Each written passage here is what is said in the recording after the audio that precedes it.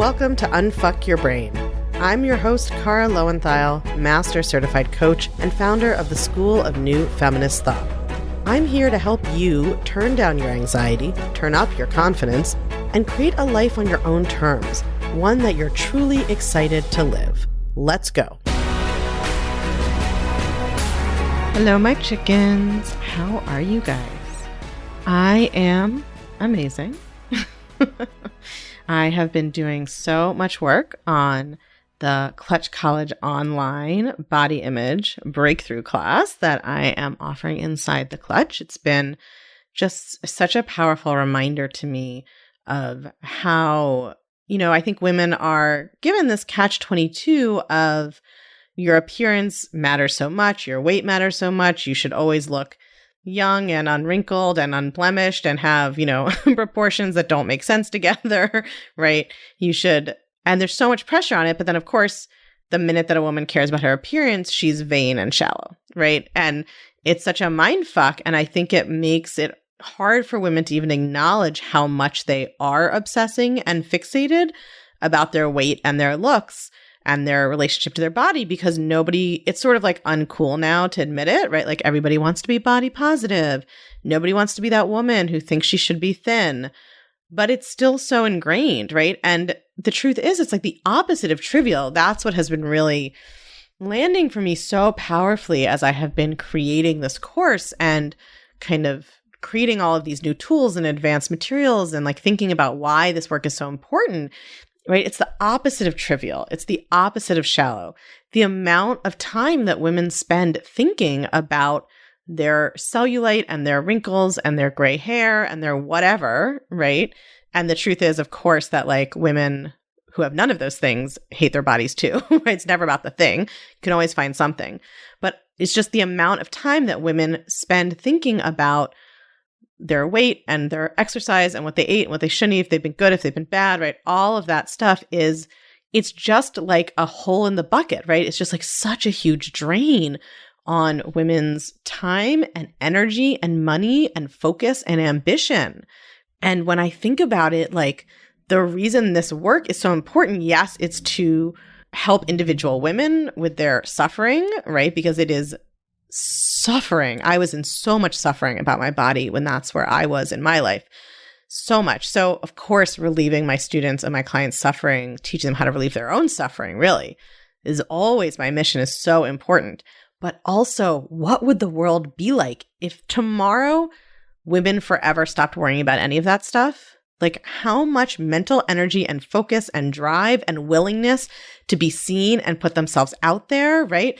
Like how many women aren't pursuing their dreams because they don't think they look the part, or they don't want anyone to see them when they don't think they look good enough, or they think they're not confident enough because they just need to lose weight. Like to me, that is what is heartbreaking about it. And that's what is so powerful about liberating yourself from the tyranny of obsession with your body and how it looks and its size and its shape and what you did with it today or didn't do with it today.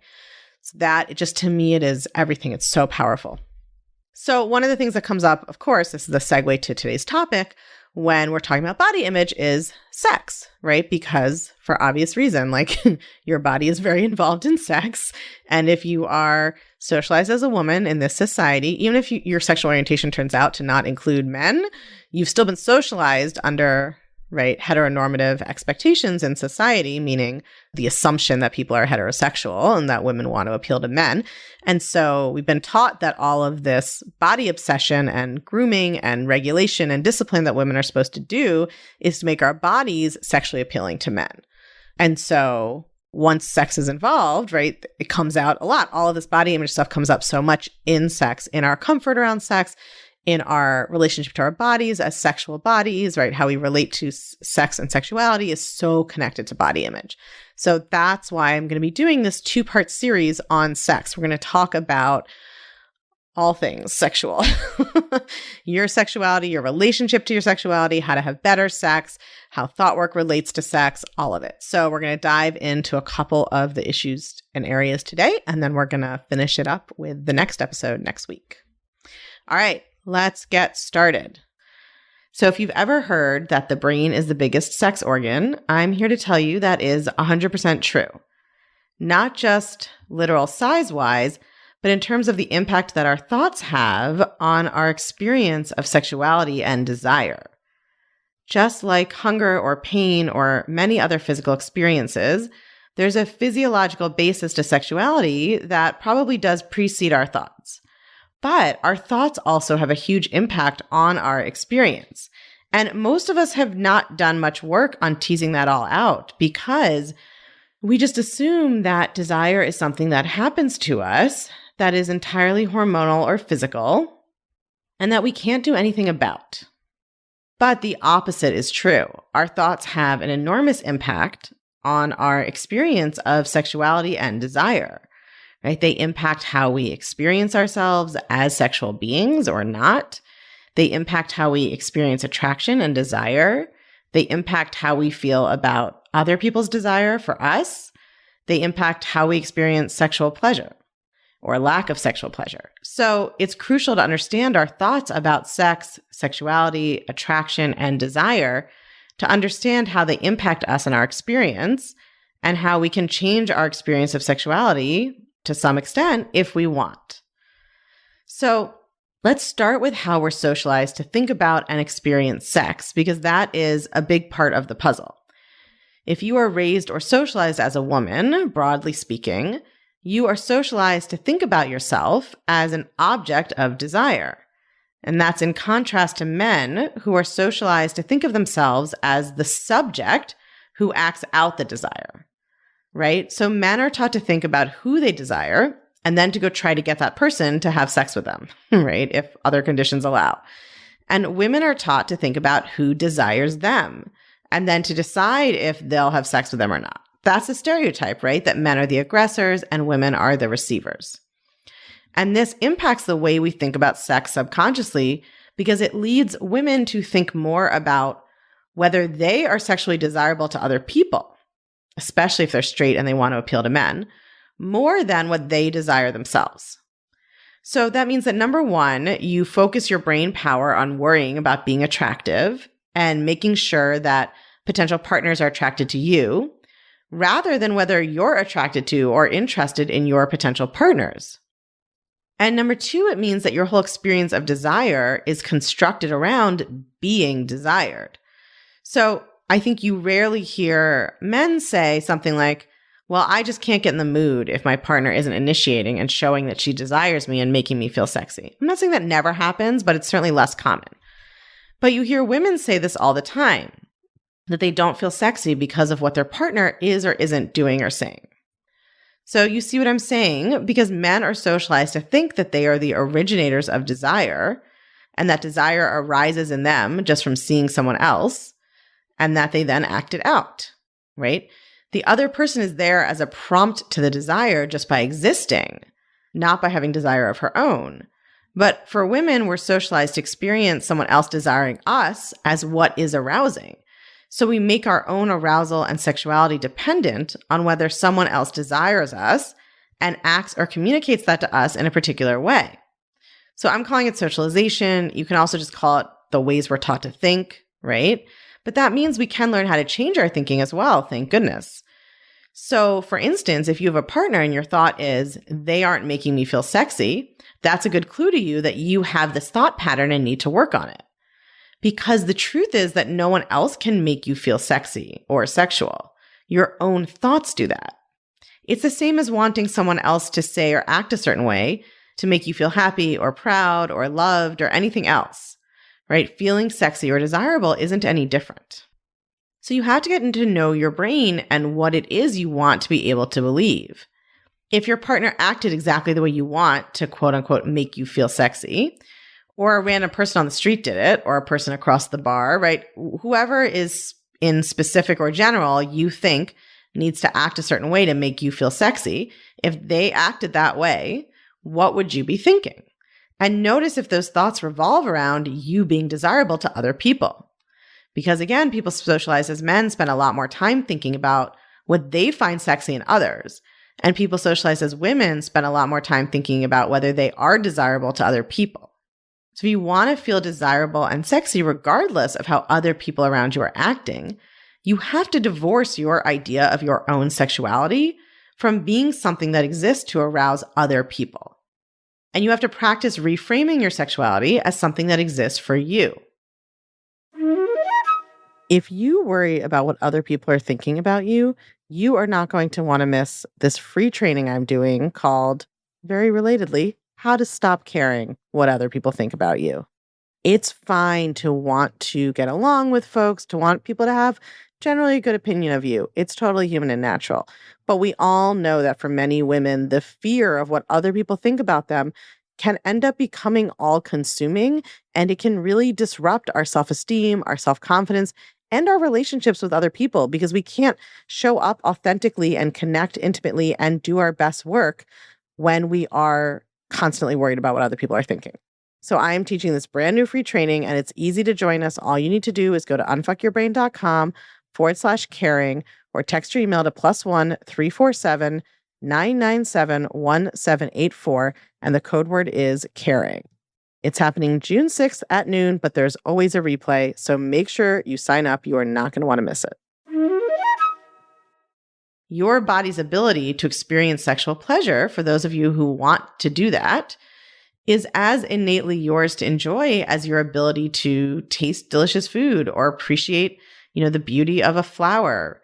It's a sensory pleasure that happens in your body. It's not something that depends on someone else to see you or think any particular way about you. That's why connecting to your sexuality in this way is the first step to improving your sex life. We can talk about using thought work to improve your experience of sex and your relationship with your sexual partners. And I'm going to talk about that in the second volume of this 2-volume episodes, mini-series, whatever you want to call it.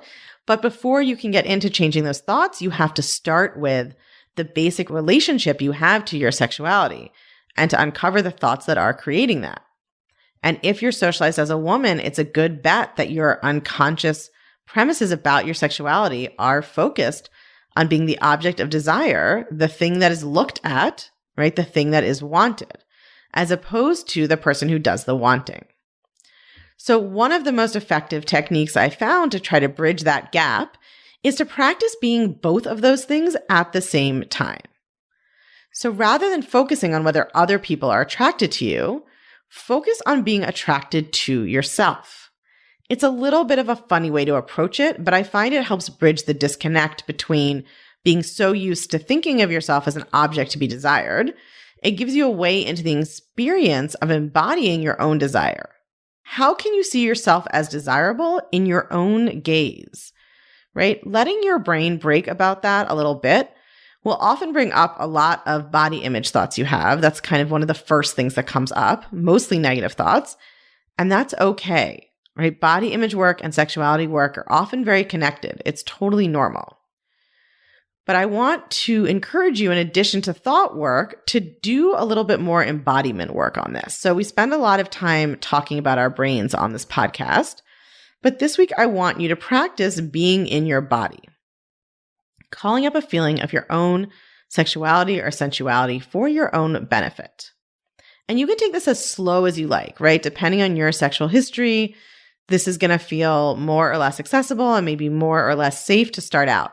But that's what I like about this practice is you don't need to involve anyone else in it, and you can prepare to take it really slow, and you can go in with a thought to practice if you start to have a strong emotion come up, right? Which is totally fine. It's okay to have strong emotions come up. I think we get very alienated from our bodies, especially as women. And so being in our bodies can bring up a lot of strong thoughts and feelings, and that's okay, right? You can practice a kind of supportive thought like, I'm safe. I can stop anytime I want.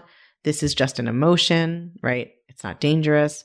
So just know that if you start to try to get into your body, and I'm going to give you a few ways to do that, you may experience some strong emotion, and that's totally okay. You can allow it, start to look at the thoughts that bring it up, get to know it a little bit. But however you want to approach it, I want you to try to be a little loose and experimental with it. And I know that's hard for my perfectionist chickens who want to do everything right. So what I want you to focus on is bringing up a feeling of, however you would describe it, of arousal, of desirability, of sexiness, of sensuality, right? Bringing up that sensation in your body. So there are a couple of different ways to do that. You can think about a time that you felt very sexy or desirable and notice what that feeling is like in your body, right? For me, it's a kind of warm and rising sensation. It might be different for you. Notice what thought you're thinking to bring that up, right? If you're very used to only feeling sexy or desirable in response to someone else's desire, you can think about someone that you've been intimate with and imagine how they looked at you. Like, again, we're just sort of bringing up that memory to try to access it. And then notice, what are you thinking and feeling in your body when you call up that memory? So you can also try imagining a hypothetical sexy scenario that you make up, right? A fantasy. You can try dancing to music. I find moving your hips in particular. You can take some time to touch yourself, sexually or not, right? You can even just touch part of your body that isn't an erogenous zone, but touch it with intention and in a way that feels good. You can practice seeing yourself in your mind's eye the way someone who desires you would see you. This may be weird or uncomfortable, and that's okay. We're just experimenting. Okay? There's no right or wrong to this, but I want you to practice calling up a sexual energy that you are not producing to please someone else or in response to someone else desiring you. I want you to practice connecting to a sexual energy that is just about the pleasure of your own embodiment, because we have to start there. And I can and will, in the next episode, teach you about changing your thoughts to create more desire for your partner and to create more satisfying sexual experiences with a partner. But we have to start with your sexuality as it exists for you alone, especially because we will all go through periods of life where we are not partnered or where we're with a partner with whom we're not having a lot of physical intimacy.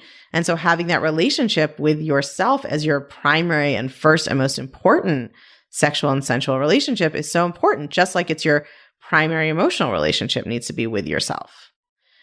We all absorb a lot of thoughts about sex and sexuality, and many of them are subconscious. So this is a learning experience on all levels, and that is okay. We're just going to unlock that Pandora's box a little bit. If you're in the clutch, it's a great thing to come post any thoughts you notice coming up in the Facebook group or submit to Ask the Coaches for any coaching you want, right? And if you're not in the clutch and you've been thinking about joining, now is a great time, because sex is not frivolous just because there's a pandemic happening. I actually think your sexual energy and your sexual self are an incredible source of vibrancy and pleasure that you don't need anything else to access, right? And that's only more necessary right now. So I would love to coach you on this work to make your sex life better now and always, alone or with a partner.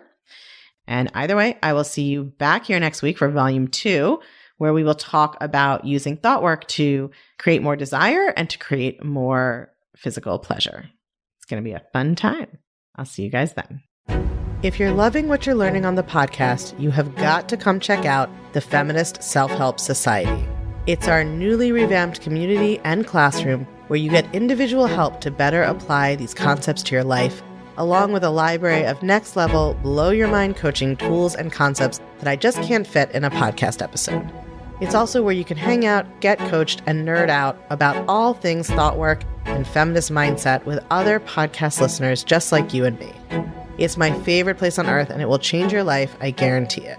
Come join us at www.unfuckyourbrain.com/society. I can't wait to see you there.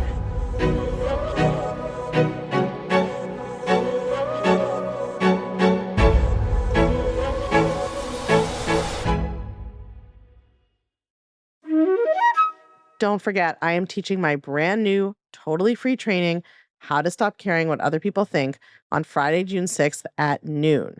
Totally fine if you can't make it live. There's always a replay, but if you can, you should come because it's going to be interactive. We're going to be doing some coaching exercises, and I'm going to teach you how to retrain your brain to focus less on what other people think about you and more on building up your own confidence so you can go out and be whoever you want to be without spending an iota of your time worrying what other people think about it.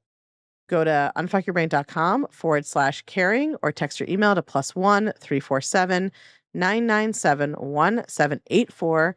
Code word is caring. I'll see you there.